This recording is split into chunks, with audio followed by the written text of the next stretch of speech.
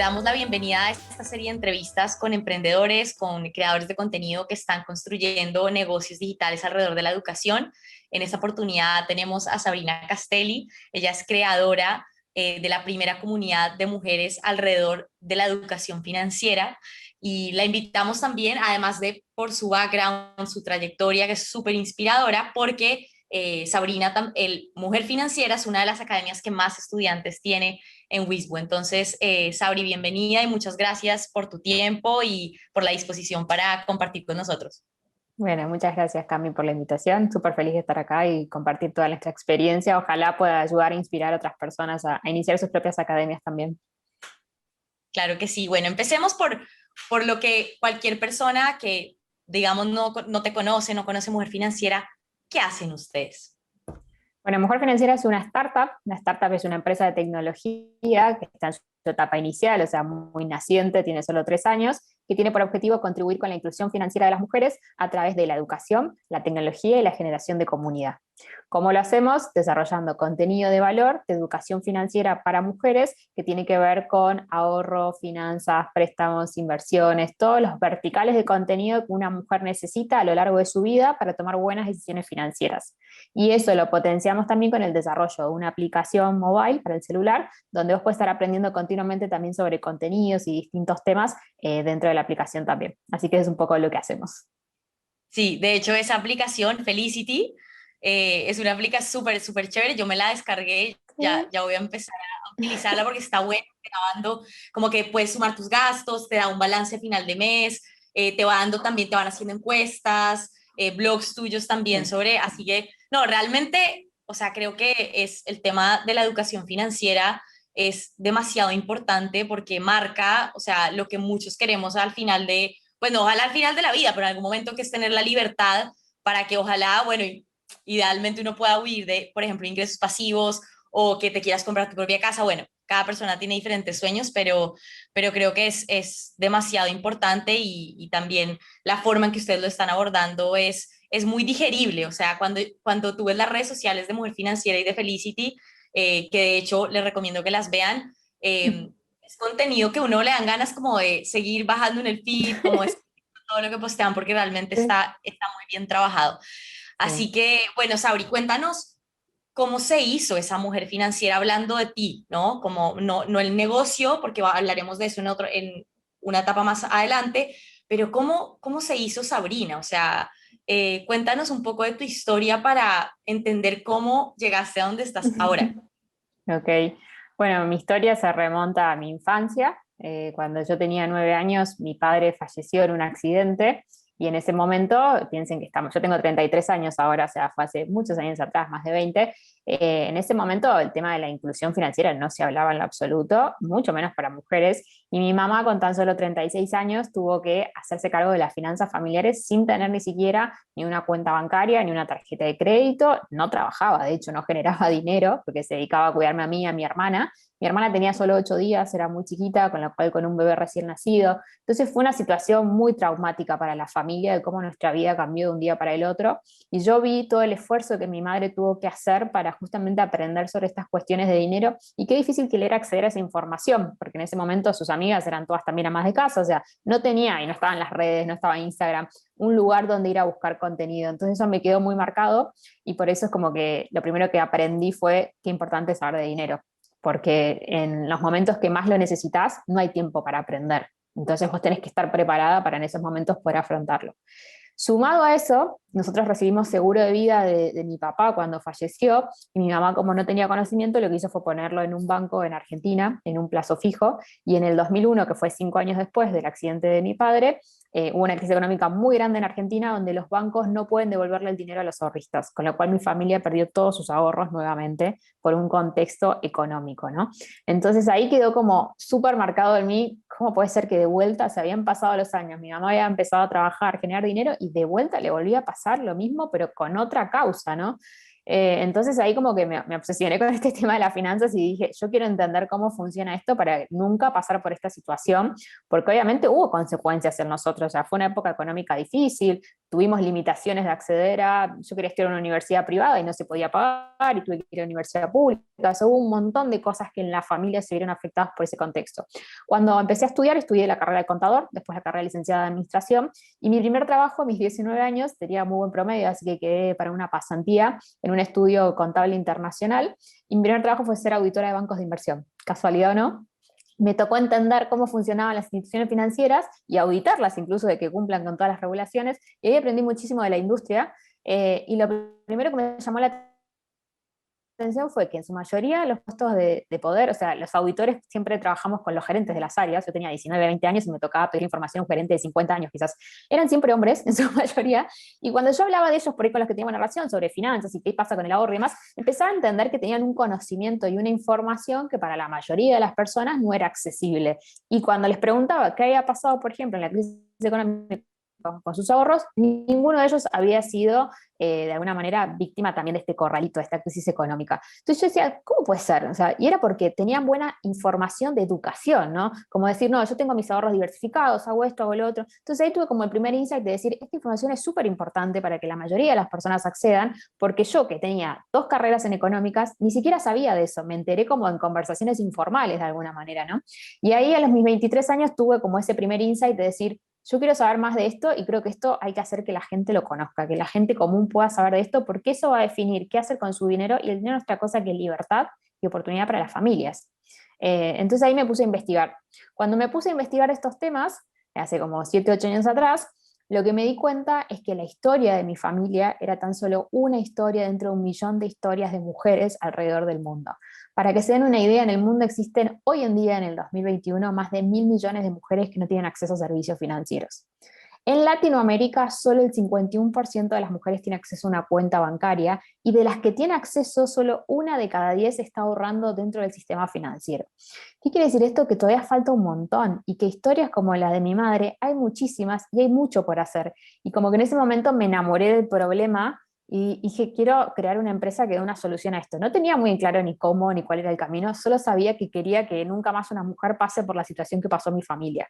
Y así es un poco como nace la historia. Así que estuve como 7 años investigando sobre temas de educación e inclusión financiera. En ese momento no se hablaba en Argentina y en Latinoamérica muy poco, así que tuve que investigar muchos casos a través de internet de África, Asia. África es pionero en inclusión financiera para mujeres, y ahí empecé a entender qué es lo que pasaba, qué soluciones funcionaban y qué no, y me di cuenta que la educación era como el pilar principal, y por eso decidí como enfocarme en compartir todo lo que yo había investigado durante esos 7 años que le servía a las personas a través de un blog. Y así un poco empezó la historia de Mujer Financiera, decir, bueno, voy a hacer un blog y voy a hacer contenido a ver si la gente se interesa en esto como yo creo que se va a interesar. La realidad es que funcionó muy bien, después vinieron las redes sociales, después vinieron los cursos presenciales, los cursos online, y después vino la aplicación. Digamos, fue como todo un camino de ir desarrollando productos siempre para atender la misma necesidad. Y una cosa que cuando cuentas todo esto y que leía tu historia y me preguntaba, bueno, ¿qué tanto, además de tu historia personal, que de alguna manera puso las condiciones para que tú te dieras cuenta de ese problema que luego convertirías en una oportunidad de negocio, qué tanto era talento y qué tanto tuviste que aprender? Porque a veces, no sé si le pasa también a otras mujeres que llegan a tu comunidad, que a veces es como, ah, no, es que hay gente, el tema numérico o el tema financiero es para gente que tiene talento para eso, yo no soy bueno con los números, entonces no puedo aprender. Bueno, en mi caso yo siempre fui muy buena con los números, o sea, siempre fui la que se sacaba 10 en las pruebas de matemáticas sin estudiar, entonces, y creo que esto es importante para los que están escuchando y quieren emprender, como descubrir cuáles son tus talentos, ¿no? Que a veces me escriben chicas, ay, quiero tener una empresa como la tuya. Bueno, prepárate para estudiar y trabajar mucho, porque primero tenés que formarte continuamente. O sea, hubo muchas cosas que yo no sabía, incluso de finanzas, y tuve que aprenderlas, y hubo otras que descubrí que yo tenía una habilidad extra y que para mí era mucho más fácil hacer muchas cosas. Una de ellas son los números y las finanzas en sí, otra es la comunicación. Yo no sabía que tenía habilidades de comunicación, como que uno se cría mucho con los estereotipos. Cuando estudias en carreras en económicas es como que, bueno, no, vos no podés ser creativa porque sos contadora, ¿no? Como que en las primeras empresas donde trabajé, yo trabajé 12 años en compañías multinacionales, me pasaba mucho esto de tener como yo esa chispa de querer aportar y crear, y siempre me chocaba como, bueno, no, vos te dedicás a los números, andá a hacer el reporte en Excel. Es como que no se valoraba a veces mi opinión. Y creo que cuando empecé este camino me dio la posibilidad, sin darme cuenta, de empezar a desarrollar esos talentos y esa creatividad que tenía dormida un poco por el trabajo que venía haciendo, y eso creo que fue parte fundamental, como conocerse uno mismo. Para mí emprender es un proceso de adentro hacia afuera. Vos tenés que descubrir tus talentos, en qué cosas sos buenas, tus pasiones y justamente tus principios, ¿no? ¿Qué causas o criterios vos defendés? En mi caso es como que, bueno, soy muy buena con los números, con la comunicación, me apasiona la educación y empoderar a las mujeres y creo en eso, ¿no? Creo como que necesitamos mejores igualdad de oportunidades. Entonces como que pude en el emprendimiento englobar esas tres cosas y unir tres mundos que me encantaban, las finanzas, el marketing y la tecnología. Que de otra manera me hubiera sido muy difícil, porque uno empieza a trabajar en una empresa y bueno, ¿a qué hora vas? ¿Vas a finanzas? ¿Vas a contabilidad? O sea, no tenés esa visión más 360 que era lo que a mí me gustaba. Así que eso por un lado. Ahora, yo armé una empresa de tecnología y, chicas, no sé hacer una línea de código, no tengo ni idea, ¿no? Entonces me choqué con muchas cuestiones que no sabía sinceramente cómo hacer y lo que hice fue como aprender, leí libros, blogs, o sea, estoy todo el tiempo capacitándome continuamente por año, hago 3, 4 cursos de 2 o 3 meses sobre distintas áreas que sé que necesito reforzar y también empecé a armar una red de networking alrededor mío de personas que sabían sobre los temas que yo no sabía. Entonces empezar a preguntarles, bueno, quiero hacer esto, ¿por dónde empiezo? ¿Dónde busco información? Y creo que eso fue clave, como que no vas a poder saber todo para emprender porque casi que como fundador de una empresa tenés que saber todas las áreas, pero tenés que identificar cuál es el área en la que vos sos más bueno, que más valor agregás a la empresa y para todas las demás áreas vas a tener que delegar, confiar en el talento de otras personas que quizás son mucho mejores que vos en eso, que son expertos en eso, y también rodearte de una buena red de mentores, asesores que te ayuden a encontrar esas personas. Así que creo que eso fue un poco la clave. Totalmente. Y ahora que hablaste justo del tema de cómo surgió el emprendimiento, me parece interesante que ahondemos como en ese momento donde y cómo surge la idea, ¿no? O sea, ¿por qué un blog? ¿En qué momento, o sea, estabas tú trabajando, creo que en ese momento trabajabas como directora comercial de una agencia creativa, ¿no? Sí, Y sí, cómo fue? O sea, eso, ¿qué pasó? eso me ayudó mucho, o sea, yo venía a trabajar en el mundo de finanzas, después trabajé muchos años en ventas, en compañías digitales, o sea, conocía un poco de desarrollo de producto digital, y los últimos 3 años trabajé en una agencia creativa, que ahí conocí como toda la parte que más me enamoró en un punto de la tecnología. ¿Y por qué un blog? Porque no tenía plata, o sea, esa es la explicación. O sea, no tenía un peso, o sea, no tenía casi ahorros muy poquitos, y además voy a aclarar, yo al principio manejaba muy mal mis finanzas cuando recién empecé a trabajar, o sea, no tenía 2 carreras, daba clases en la universidad de educación financiera, de administración financiera, pero mi propia economía me resultaba muy difícil ordenarme, tenía deudas con las tarjetas, me costaba ahorrar. Yo decía, ¿cómo puede ser que me cuesta tanto si yo estoy todo el día leyendo sobre esto? Y ahí también empecé a ver que había un gap entre lo que uno leía, lo que te enseñaban en la universidad y la realidad misma de tus finanzas. Y creo que el gap más fuerte es que las finanzas no están separadas de la persona. Hay una parte emocional muy fuerte cuando administramos nuestro dinero. Cuando una mujer gasta más de lo que le ingresa, y lamentablemente no te estás valorando en un punto, porque no te estás cuidando, te estás poniendo en una situación de riesgo financiero. Entonces uno empieza como a ver un montón de cosas y a registrar eso, y ese proceso que yo atravesé, que fueron como 3 4 años de transformar mis valores, mis creencias sobre el dinero, me llevó mucho tiempo, pero cuando lo hice fue un cambio tan grande en mi economía que dije, yo esto lo tengo que compartir, porque a mí me llevó mucho tiempo llegar a esa conclusión, probar distintos métodos de cómo organizarme con el dinero, de acá, de allá, hasta que finalmente en un momento empecé a ver que mi economía empezaba a crecer, a crecer, a crecer, y dije, ¿qué cambió de cuando tenía deudas ahora que no las tengo y que puedo generar este ahorro? Y lo que cambió fue educación y un método. Entonces, como no tenía dinero para arrancar el emprendimiento, y al principio intenté contarlo como con esto de, bueno, asesores, inversores, nadie me dio un voto de confianza. No, me decían, es muy de nicho lo que querés hacer, no hace falta, las mujeres no van a pagar por eso, a las mujeres no les interesan las finanzas, bueno, todos los estereotipos sabidos y por haber de ese momento. Esto fue hace 4 años atrás, piensen, o sea, no como hoy que ya se habla de la mujer en otro rol. Entonces dije, bueno, no tengo plata, tenía nada, $100 ahorrados y dije, ¿qué puedo comprar con $100? La página web, el dominio, aprendí a hacer páginas web, compré una web que tenía ya un blog y dije, bueno, voy a compartir los 7 años que investigué mi método en contenido en ese blog. Y ahí voy a ver qué pasa. Y me di como plazos de tiempo. Yo siempre fui muy metódica, entonces dije, bueno, me doy 6 meses a ver qué pasa con el blog. El blog empezó a funcionar de a poco, no sé cómo, pero empezó a recibir visitas. Sí le había hecho muy bien todo lo de Google, o sea, fíjense, aprendí de SEO, aprendí de SEM, como que había configurado muy bien todas esas cosas para que aparezca. Y después dije, bueno, voy a abrir la cuenta de Instagram porque la cuenta de Instagram es más fácil que yo la haga crecer y voy a hacer que la gente entre a la cuenta de Instagram y se vaya al blog para que empiece a aprender y a entender. Entonces, abrí la cuenta de Instagram y empecé a crear contenido. Algo que fue clave al inicio, yo siempre creé contenido de valor. O sea, nunca fui, si ustedes miran toda la cuenta Mujer Financiera de los 3 años, no van a ver un post que tiene 3 líneas de texto y nada más. Son todos unos choclos que los escribimos, porque siempre dije, para escribir cosas que no te agregan, o sea, la verdad que no. O sea, siempre elegí como, capaz hacía un posteo por semana, un posteo cada 15 días al principio, porque no tenía tanto tiempo, pero que ese posteo era contenido de valor. Y eso hizo que el contenido orgánicamente se empiece a viralizar, porque las mujeres contaban, mirá, encontré esta cuenta, y la cuenta empezó a crecer muy orgánico y muy bien. Y eso nos dirigía gente al blog, y las mismas mujeres nos empezaron a pedir asesoramiento en una etapa inicial. ¿Me ayudas a entender cómo está mi economía? Ni siquiera era de inversiones ni nada de eso, era como entender qué hago con la plata, porque no sé dónde se va, no puedo ahorrar, tengo deudas. Entonces yo les compartía mi metodología y lo probé con una mujer, con otra, con tres, hasta que lo había probado con 15 y en todos los casos funcionó. Y yo dije, bueno, acá hay algo. Evidentemente tengo un método que lo puedo estandarizar en algo mucho más grande. Y ahí fue donde dije, para escalar esto voy a necesitar tecnología, porque no era escalable que yo esté uno a uno con cada mujer hablando, y mi objetivo siempre fue súper claro. Yo sabía de las métricas, sabía la cantidad de mujeres que necesitaban esto. Digo, ¿cómo hago yo para tener un alcance tan grande para cambiar esos números? La única manera era apalancándome en la tecnología, en un producto que pueda escalar.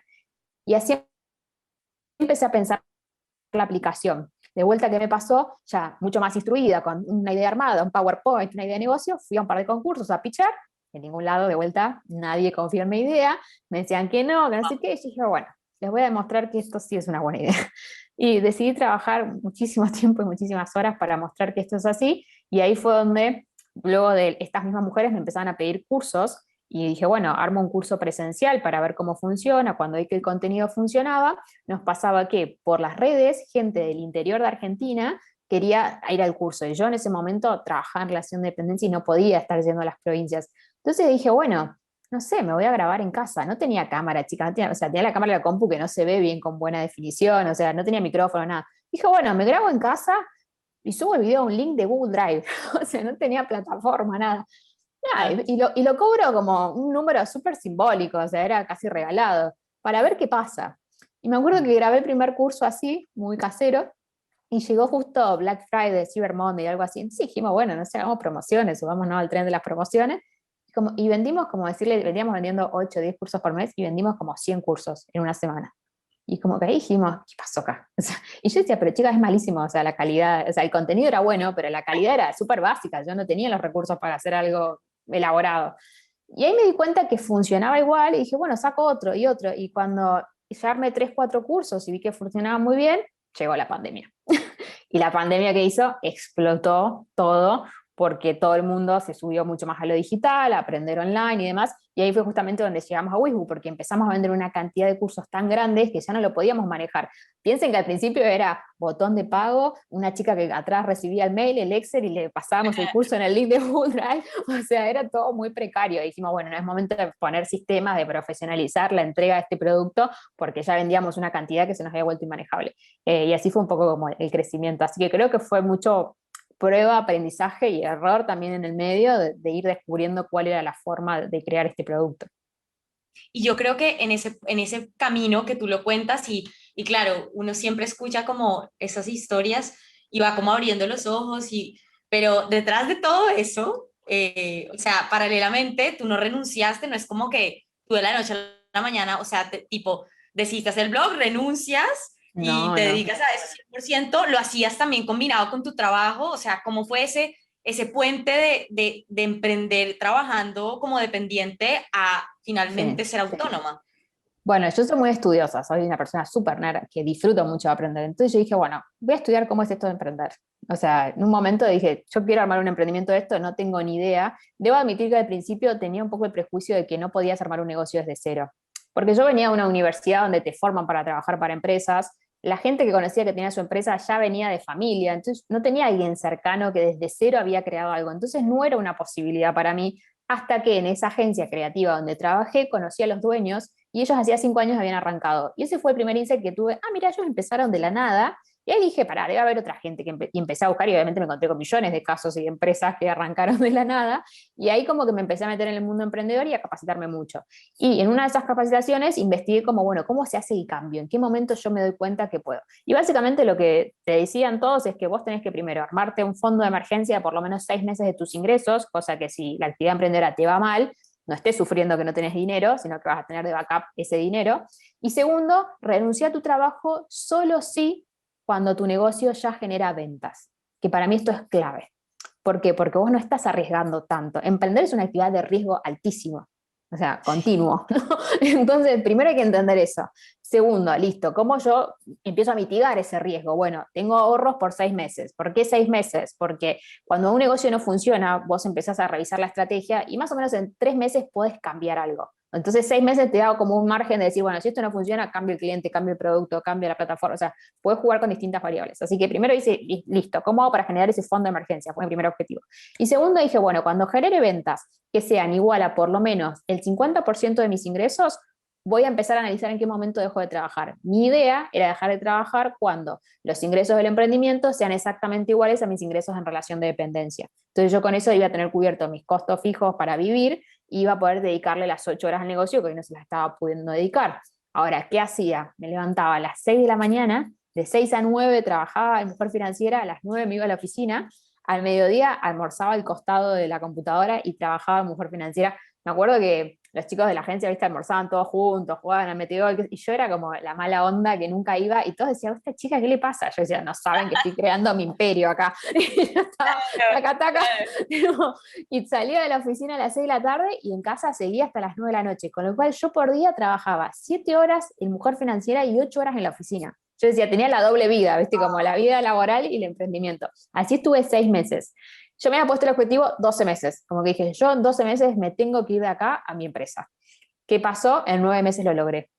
O sea, en 9 meses mis ingresos eran casi iguales, o sea, en realidad eran como el 60% de relación de dependencia, y yo decía, che, si laburando 6 horas genero esta plata, si las 8 horas que estoy en la agencia se los destino al emprendimiento, puede tener que poder llegar al 100% igualar. Y fue así tal cual. Entonces llegó un momento donde dije, bueno, ahora sí es momento de dedicarme al emprendimiento, y así hice ese primer salto.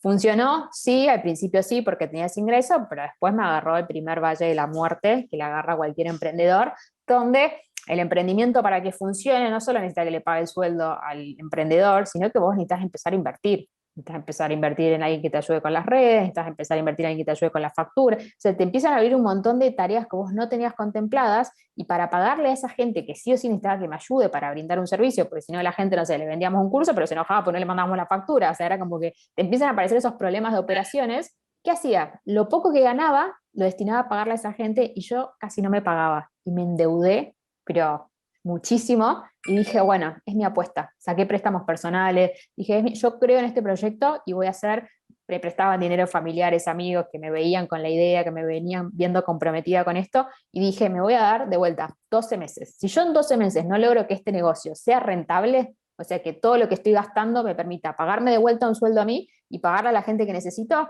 tengo que cambiar la idea, porque esto no escala. Sucedió que de vuelta a los 10 meses el negocio llegó al punto de equilibrio y logró pagar todos los sueldos que necesitábamos para crecer y mi sueldo nuevamente, y hasta me permitió empezar a pagar todas las deudas que había adquirido en el año anterior. Así que fue duro, pero bueno, se puede. Ya, pero eso era detrás de cámaras, ¿no? Claro, Porque, exacto. o sea, Yo tú decía, estás... la gente, imagínate, va a decir, mujer financiera tiene deudas. Y sí, chicos, para levantar el negocio tuve que asumir deudas. O sea, pero No, y sí, fue está una bueno etapa. conocer eso porque realmente tú ves lo que te digo, o sea, ni siquiera en algunos contenidos que tú ves, o sea, de ustedes, cuando ves el look and feel, la imagen que manejan, el nivel de la aplicación, dices, ¿cómo lo consiguieron? Porque es muy pro. Y claro, ahora está muy bueno también escuchar esa parte por detrás, porque claro, es como que, ah, sí, monta un negocio y convierte en millonario, pero, y ya lo han dicho mucho, ¿no? Pero es que es bueno escuchar esas historias de primera mano y ver también el corto tiempo, porque tú empezaste hace 3 años, hace dos Sí, años, 3 años. y ya estás con una aplicación, con una comunidad, o sea, más o menos, hablando de comunidad, ¿cuánta gente crees, porque no sé si lo tienes así, que has impactado con todo esto que has hecho? Y nosotros tenemos registro de cuántas mujeres capacitamos y estamos en 40.000, o sea, en los 3 años, 40.000 mujeres. Son mujeres que han comprado cursos dentro de la academia o mujeres que han participado en capacitaciones. Hacemos muchas capacitaciones con empresas también. Entonces, quizás en una empresa impactas a 1.500 mujeres, a 1.000 mujeres, ¿no? Porque es general, más todos los clientes que nos compran mensualmente los cursos. Y después también tenemos un registro de algunas mujeres que por ahí no han comprado, pero nos mandan mucho mensaje contándonos cómo Mujer Financiera las ayudó. Y esas las contamos como capacitadas, porque acceden a todo el contenido gratuito que hay y utilizan alguna planilla, y quizás mujeres que en su vida habían empezado a ahorrar y de repente empiezan a ahorrar por primera vez en su vida. Entonces eso para nosotros es significativo. Siempre que logramos, de hecho medimos dos cosas: cuando una mujer genera ahorro o lo aumenta, gracias a conocer algo en Mujer Financiera, algún contenido, y cuando una mujer empieza a invertir o empieza a entender los productos financieros, como que empieza a decir, ah, esto puede ser para mí, que quizás antes creía que no, ¿no? Interesante. Y hablando precisamente de la parte como del emprendimiento como tal y esta parte del modelo de negocios, ¿cómo fue que empezaste a darte cuenta de qué productos tenías que vender? ¿Cómo fue ese mix, no? Porque tienes servicios a empresas, a personas, coaching, cursos. ¿Cuál fue cuál fue el primer producto que empezó a ser rentable para ustedes? ¿Y cómo fuiste eligiendo esas líneas de diversificación para tener lo que tienes hoy? El primer producto rentable fueron las charlas a empresas, que al principio era como yo decía, es 1 hora de mi tiempo ir a una empresa a dar algo que yo ya lo sé porque lo había recontra estudiado, media hora armar la presentación, iba y ya está. Entonces ese era el producto más rentable en la etapa inicial, porque los cursos vendíamos pero muy poquitos, y el coaching también, pero la realidad es que el coaching, como yo estaba craneando toda la empresa, no tenía tanto, si yo dedicaba las 160 horas que uno trabaja por mes, contemplando 8 horas por día, a hacer coaching, ¿quién armaba la empresa? Entonces yo elegía tipo 4 o 5 mujeres de coaching por mes nada más, como para seguir validando todas las ideas que yo iba teniendo del producto y ayudándolas y ver qué funcionaba. Y las charlas en empresas era, bueno, una charla en una empresa representaba capaz el 50% de la facturación que necesitaba en ese momento. Entonces en ese momento era algo bueno. Las charlas de empresas la verdad vinieron solas, o sea, no las salí a buscar por suerte, llegaron. ¿Pero por qué llegaron? Porque teníamos un Instagram muy cuidado, como decís vos. Teníamos un Instagram que en ese momento teníamos, no sé, 10.000 seguidores, no teníamos tantos, pero como era todo tan cuidado y no era algo que había mucho, ahora hay un montón, pero en ese momento éramos 3 o 4 cuentas nada más. Y la nuestra era como la más profesional en la manera en la que se mostraba, porque pues yo vengo a trabajar muchos años en corporaciones, entonces yo hablo muy bien ese lenguaje y conozco qué es, qué gusta, qué no, cómo funciona, y tengo un poco ese chip en mi manera de trabajar. Entonces creo que eso hizo que cuando nos veía una empresa y yo iba a una reunión, me acuerdo, el primer cliente que me llamó fue un banco enorme, uno de los bancos más grandes de Argentina. Y yo no lo podía creer. Me dijo, bueno, venía a contarnos qué haces, como bueno, la chica de las redes. Y yo que tenía mi master plan en mi cabeza de la empresa que quería construir, dije, listo, me voy, tipo, mega presentación, mega proyecto, fui y les vendí un proyecto. Y yo salí de ahí, me acuerdo que dije, ¿qué? Sola. O sea, le vendí un proyecto a un banco.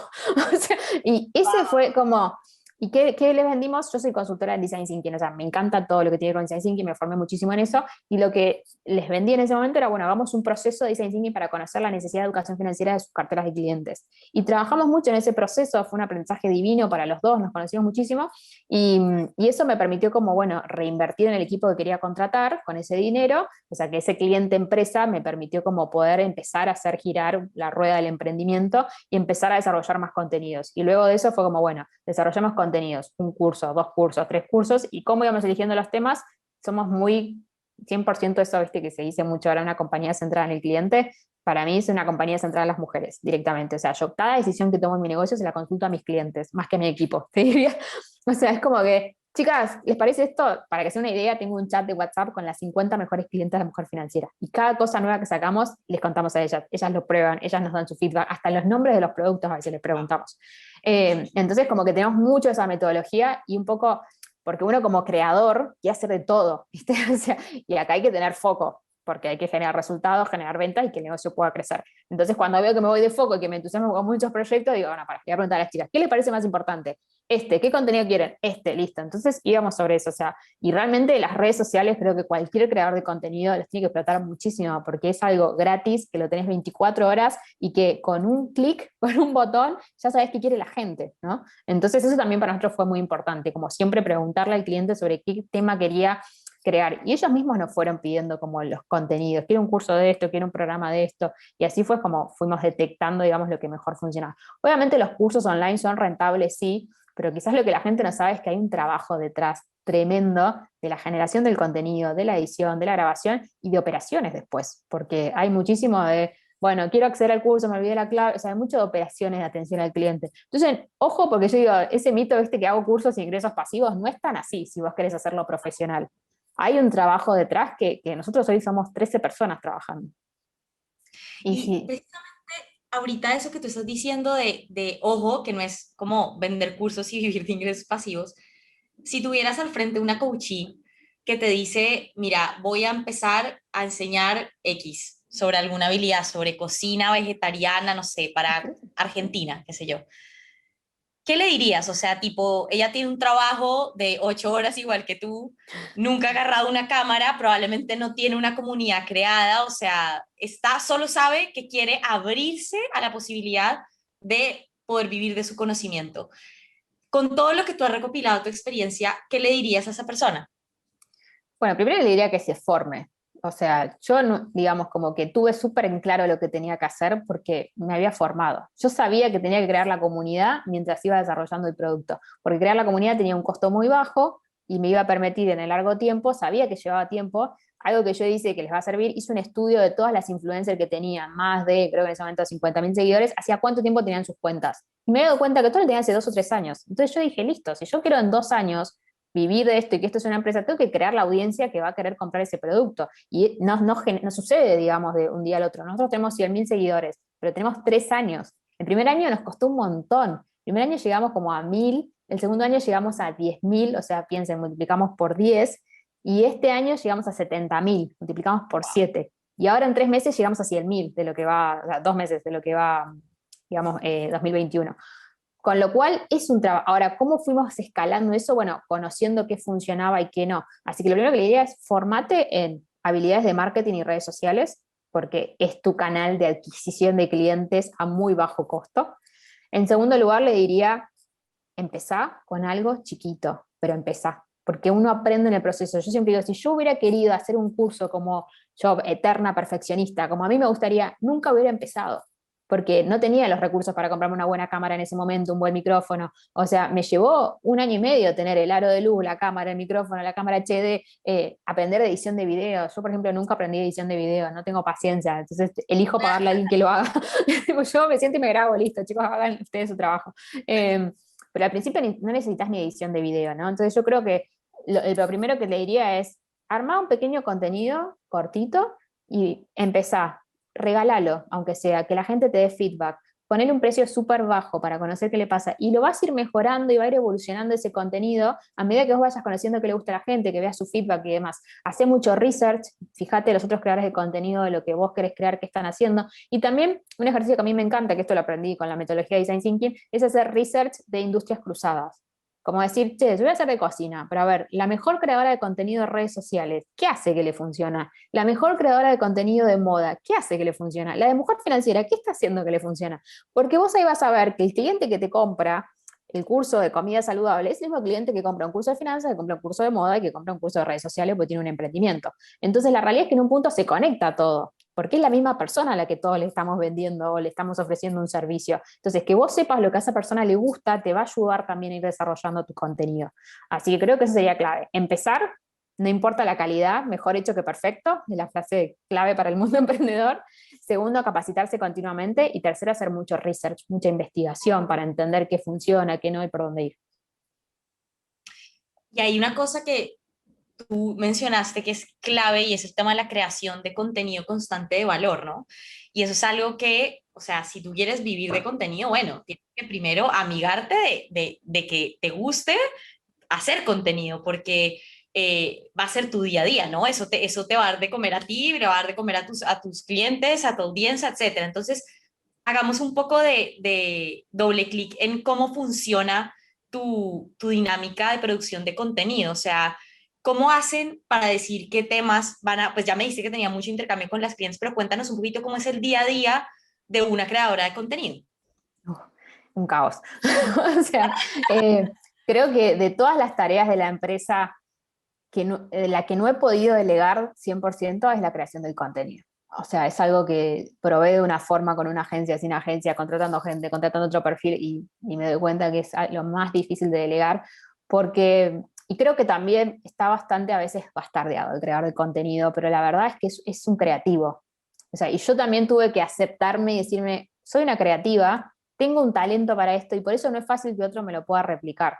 Y una mentora me dijo algo súper interesante que me dijo, pero vos te das cuenta que vos tenés un perfil multidisciplinario. Vos sabés de finanzas, sabés de comunicación, sos empática y tenés habilidades de comunicación. Me dice, ¿cómo vas a encontrar otra Sabrina que haga lo mismo? No existe, Sabri, porque esto es tu ADN lo que te diferencia, es tu ventaja competitiva, que no van a poder copiar porque tenés una trayectoria de formación y de un montón de cuestiones que hacen que vos seas eso. Entonces creo que lo primero que tiene que identificar un generador de contenido es entender eso, cuáles son sus activos, ¿no? En qué cosas uno es bueno que el otro, por más que quiera hacer exactamente, no le va a salir igual, porque cada persona es única y tiene habilidades únicas. Muchas veces pasa esto, viste, con las copias de Instagram que uno ve, a nosotros nos pasa muchísimo también, que decimos, sacamos un contenido y vemos que las otras 10 que hacen finanzas sacan el mismo contenido. Y decimos, bueno, está buenísimo que pase eso por dos cosas. Uno, evidentemente está bien lo que estás haciendo porque, Claro, para que la gente te validación. copie porque funciona, así que te termine de validar. Y segundo, el que copia, lamentablemente, está haciendo un desgaste de energía porque se está enfocando en lo que hace otro en vez de enfocarse en uno, en lo que uno es bueno. Entonces creo que el generador de contenido tiene que hacer mucho trabajo personal, esto no está en los libros, chicas, mucho trabajo personal de autoconocimiento y de saber en qué sos bueno, porque ahí está la manera en la que vos puedas aguantar generar tanto contenido. A mí me pasa que a veces las chicas de redes, tengo un equipo de 3 personas, alguien de contenido y 2 community managers. Me hacen propuestas de contenido y digo, no me gusta. Esto no agrega valor, esto no sé qué. Me voy en un Cabify 10 minutos a una reunión y lo escribí en el trayecto. Entonces yo digo, ¿por qué me pasa esto y con 3 personas que contraté no pasa? Porque está en el talento y en el conocimiento que yo tengo del tema. Entonces creo que eso es importante que ustedes lo definan. Y otra cosa es aprender a administrar el tiempo y organizarse. O sea, generar contenido es agotador también, porque estás todo el tiempo como pensando nuevas ideas. Y si vos estás quemado operativamente, no tenés momento para la creatividad. Entonces, encontrar ese momento en el que uno puede como digamos, llenar tu mente de otras cosas, ¿no? De leer libros, de leer cosas, ver en Instagram, inspirarte, porque todo eso después hace como que en la fábrica de la producción salga, la idea nueva, vamos a ir con esto. Nosotros, Mujer Financiera, tenemos muchas iniciativas que funcionan muy bien. Y yo a veces digo, ¿de dónde salen? La verdad que salen en los momentos menos planificados, cuando me distraje con algo y pensé y vino.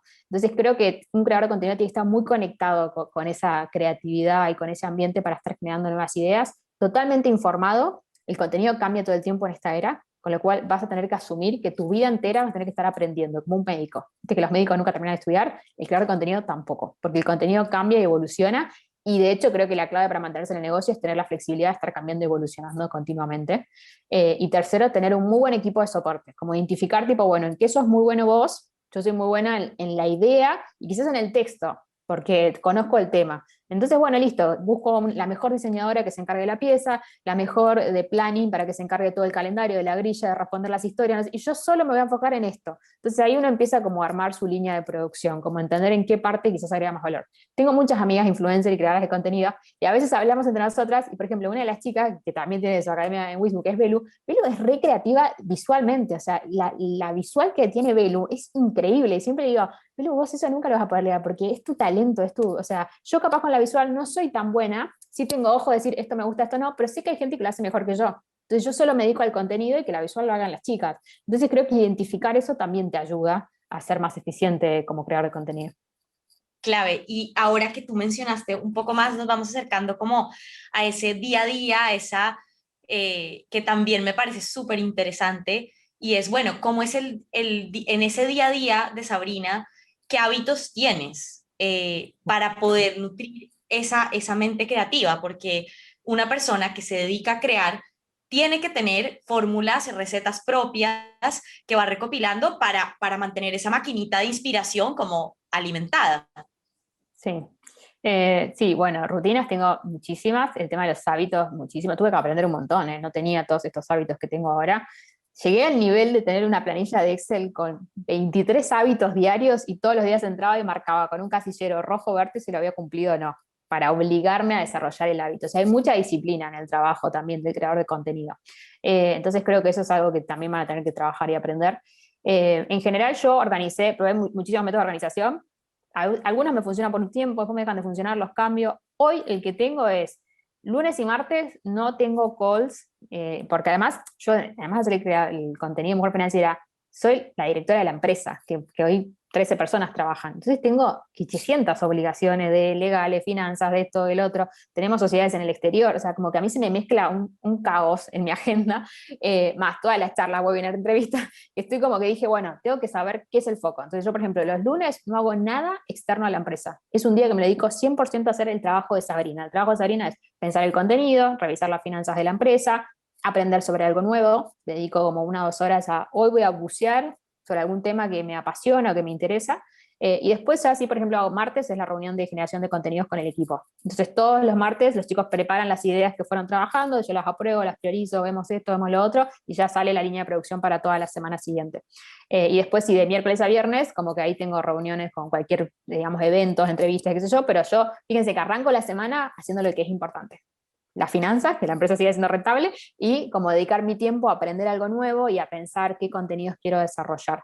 Después otro hábito que tengo es leer un libro por mes del tema que tenga ganas, eso también ¿Qué ayuda libro estás mucho. leyendo ahora? Ahora estoy leyendo 3, estoy en una etapa media obsesiva. O sea, estoy leyendo 3, estoy leyendo un libro que nada que ver, es un libro para levantar capital, porque la empresa está por salir en una ronda de inversión, entonces es un libro que te enseña justamente como emprendedor a levantar capital. Después estoy leyendo un libro de un emprendedor brasileño, que es Brian, el fundador de Viva Real, que él ahora vendió su compañía por más de $600 millones y armó una comunidad de founders de empresas de tecnología de toda Latinoamérica, y en ese libro te cuenta toda su trayectoria desde cero a vender su compañía por $600 millones y todos los errores que cometió para que vos no los cometas. Entonces es un libro súper interesante. Y tercero, estoy leyendo Principios de Ray Dalio. Ray Dalio es el creador del hedge fund más importante de Estados Unidos, que mayor rentabilidad generó en los últimos 40 años. Y no solo que en el libro te cuenta toda la información financiera, contable y económica del mundo en general, sino que él divide el libro en 3 partes: principios económicos y financieros, principios laborales, donde te cuenta su cultura de empresa y cómo hace que la gente, por ejemplo, tiene personas que hace 20 años trabajan en su empresa. O sea, ahí él te cuenta qué le funcionó para hacer crecer su negocio, y después te divide el libro en principios de la vida, las cosas y el método que él utilizó para ser tan exitoso en lo que hace. Así que como verán, leo de todo. Como que paso de un mundo al otro, pero sí. Después te pedimos las referencias. Bueno, estabas hablando entonces el hábito de la organización del tiempo, un libro por mes, y no sé si quería seguir con otro, pero quería como saber qué estás No, leyendo. sí, o sea, creo que eso es lo principal que hago, o sea, y charlar con los clientes. Yo respondo mensajes del Instagram, o sea, si bien están las chicas, yo también entro todos los días y miro los mensajes, algunos los contesto yo, como veo los mails que llegan a atención al cliente, como que estar cerca del cliente para mí es importante, como que lo más, siempre le digo a las chicas, lo más importante que tenemos nosotros son nuestros clientes, todo lo que hacemos tiene que beneficiarlos a ellos, si no, tenemos que cambiar algo. Entonces creo que eso también ayuda al creador de contenido, porque no perdés la sensibilidad sobre los problemas de la gente, que es un poco los generadores de contenido, brindamos herramientas para que la gente se pueda autosolucionar el problema que tiene, ¿no? Tipo, entonces, eso para mí también es importante, como que encuentres un mecanismo en el cual vos puedas seguir estando cerca de los clientes y conocer sus dolores para poder darle contenido que los ayude a solucionarlos.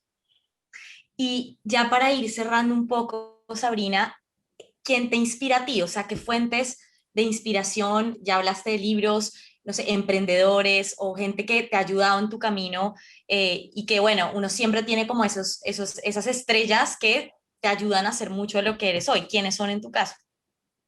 Sí. Bueno, al principio me acuerdo que empecé a buscar como mujeres que habían armado empresas de tecnología. No encontré al principio, pero me di cuenta que hay un montón. O sea, por ejemplo, ahora estoy en un grupo de WhatsApp con 150 emprendedores de tecnología de Latinoamérica. Al principio no las encontraba. Después estoy en un grupo de mujeres en fintech, que son mujeres alrededor del mundo, somos como 220 mujeres que trabajamos en tecnología y en finanzas. Entonces, al principio, como que no encontraba esos role models, como que uno conoce, viste, tecnología, fundador de empresa, Mercado Libre, Marcos Galperín. O sea, es como lo primero que se te dice, pero no hay una mujer, o sea, ¿dónde están, no? Y bueno, me costó encontrarlas, o sea, como que a veces creo que la persona que te motiva capaz no la ves fácilmente y vos tenés que buscarla, y buscando en Google, bueno, fui llegando a ellas y fui encontrando. Entonces, sigo muchas mujeres que han creado grandes compañías de tecnología, y que no son técnicas, porque es un poco lo que me pasa a mí. Yo no soy técnica de tecnología, ¿no? Entonces, eso me ayudó a ver que es posible, que se puede, a entender sus historias. Y después, bueno, obviamente en lo personal, como que mi mamá siempre digo que me súper inspiró a ver como que yo me acuerdo que era chica cuando pasó todo y que mi mamá decía, no voy a poder, y pudo, ¿no? Como, y siempre me dijo, Sabrina, una mujer puede más de lo que se imagina. Cuando la circunstancia te obliga, puedes alcanzar mucho más de lo que incluso tu mente cree que podés, y eso también siempre me sirvió como de inspiración. Y también me inspira mucho, la verdad, que las mujeres de mi comunidad, o sea, me cuentan cada historia de las circunstancias dificilísimas, algunas hasta incluso, no sé, violencia de género, situaciones muy duras y cómo salen de eso. A veces la gente que te inspira no necesariamente tiene que ser un famoso o haber hecho un imperio. A veces es la persona que tenés al lado, que está viviendo una guerra interna y le preguntás qué le pasa y te cuenta y te sorprende. Mis amigas emprendedoras me súper inspiran también. Amo tener nuestras charlas y me cuentan cómo se superan. Así que la verdad es como que busco inspiración en todos. Como con cada persona con la que hablo, digo, ¿qué me puede ayudar a esta persona que me va a ayudar en algún área de mi vida? Creo que eso está bueno, como no solo mirar tanto hacia arriba, a veces mirar alrededor la gente que tenés cerca, que seguramente vas a encontrar a alguien que también te pueda inspirar. Qué chévere. Y bueno, y por último ya, ¿cómo ha sido tu experiencia con Wizbo? O sea, tú hablabas de una parte más rudimentaria y cómo va a pasar a profesionalizar más tu negocio también pasa por esa, la elección de esa herramienta. ¿Cómo ha sido? Y sobre todo, más que, obviamente, si nos puedes contar tu percepción en tu experiencia como usando a Wizbo como plataforma, ¿qué cosas has aprendido sobre ese punto, sobre la experiencia, el manejo de los cursos online que pudieras compartir con otros? Sí, bueno, creo que lo que más nos agregó valor a nosotros cuando migramos a Wishbook fue la automatización. Cuando vos empezás a vender en cantidad, necesitas poder automatizar el proceso de que la gente con un botón compre y acceda al contenido, ¿no? Eso es una de las cosas que nosotros más valoramos, porque antes dependía de que una persona reciba el comprobante de pago, se lo pase, qué hacíamos los fines de semana cuando nos compraban. Es como que automatizar es una de las claves para que un negocio crezca y ahí encontramos un muy buen partner en Wishbook. Después también el tema de la posibilidad de tener todo en un mismo lugar, o sea, de tener el curso, los descargables, las guías prácticas, el listado de los clientes, los reportes, o sea, yo obsesiva de las ventas y los números, mirar como continuamente a ver cuánto vendimos, cuánto va, qué falta, qué no. También, por ejemplo, chequeamos, bueno, el porcentaje de avance de los cursos, que acá nos pasó algo re interesante, que a veces veíamos los cursos y te sale como un promedio general del avance de los alumnos. Tipo, los alumnos que están en este curso, ¿cuántos terminaron? ¿No? Entonces nos salía como que el promedio nos daba 45%. Y decimos, no puede ser. Nosotros sabemos que terminan los cursos, porque después nos llegan las consultas y nos damos cuenta. Entonces empezamos a preguntarle a los usuarios y nos contaban que ven el curso varias veces y lo dejan frenado en donde les gustó. Entonces, si vos mirabas la métrica sola, parecía que la gente no terminaba el curso, pero... Y eso uno lo empieza a detectar al tener una plataforma. Imagínate cuando yo tenía los cursos en Drive, no hay manera que yo sepa todo eso. Pero por lo menos ahí tuve el insight del dato, del número, que creo que eso también es algo importante, medir qué es lo que hacen tus alumnos en tu academia. Eh, Así que eso también nos ayudó un montón. Y bueno, toda la parte de integraciones, la verdad que también fue súper fácil. O sea, tenemos integrado Mercado Pago, tenemos integrado PayPal, lo tenemos integrado en nuestra web también. Entonces, como que eso facilitó muchísimo la gestión. ¿Y cuál es tu visión de este año? Este año yo siempre digo, vamos por todo, o sea, como que no soy de chiquitaje, o sea, como que digo, este año vamos por todo. No, creo que la verdad después de todo lo que pasó el año pasado, para todos los creadores de contenido y la industria en sí digital y la educación fue un cambio de paradigma total y creo que el desafío de este año es mantener eso porque nadie sabe hasta cuándo, porque obviamente esto es una ola que subió, mucha gente más está capacitando, no sé qué, pero no sabemos hasta cuándo se va a mantener, ¿no? Entonces creo que el desafío de este año es aprovechar esa oportunidad para convertirla en una oportunidad y una ventaja competitiva en el largo plazo, ¿no? Cómo toda esta audiencia que yo logré tener en este año se mantiene en el tiempo, sigue consumiendo mis productos, mis servicios, cómo la fidelizo, porque en algún momento yo digo, la pandemia se va a acabar y la gente va a volver a salir y no va a estar todo el día haciendo cursos, ¿no? Entonces uno tiene que empezar a pensar eso. No sabemos cuánto tiempo va a tardar la vacuna, no vacuna, si vuelve el COVID o no, pero sí es verdad que más tarde, más temprano, la vida va a volver a ser un poco más la normal, que la gente está más afuera. Porque esto que pasó es un cambio de la variable comportamental. La gente tiene más tiempo en su casa y la computadora se convirtió en el canal de adquirir conocimientos. Quizás cambian las experiencias, cambia la manera en que la gente se relaciona con eso, así que creo que es el año como para consolidarse y profesionalizar, aprovechar esta oportunidad. Los que están empezando está buenísimo, porque están en un momento increíble para empezar, las audiencias son el doble de lo que eran hace 2 años atrás, las plataformas mejoraron todas muchísimo, entonces es un muy buen momento para empezar a crear contenido, y los que ya venimos, creo que es el momento como de dar otro salto profesional, de brindar quizás más productos que agreguen valor a los clientes que ya tenemos, y seguir aprovechando obviamente el crecimiento que se espera también para este año. Leí que las plataformas de educación y de tech este año estiman que van a crecer más un 40%, lo cual es un número súper interesante también. Bueno, Sabri, creo que con eso es como el broche de oro. Muchas gracias por tu tiempo nuevamente. Creo que hay mucho material, o sea, súper inspirador, muy práctico también, porque ahí se nota durante la entrevista, entonces van a notar esos perfiles que tú decías, empática, práctica, creativa, así que nada, agradecerte muchísimo y obviamente siempre tienes las cuentas abiertas para contar con nosotros, para compartir con la comunidad de Wisbo. Bueno, muchas gracias Cami por la invitación y por el espacio. Adiós.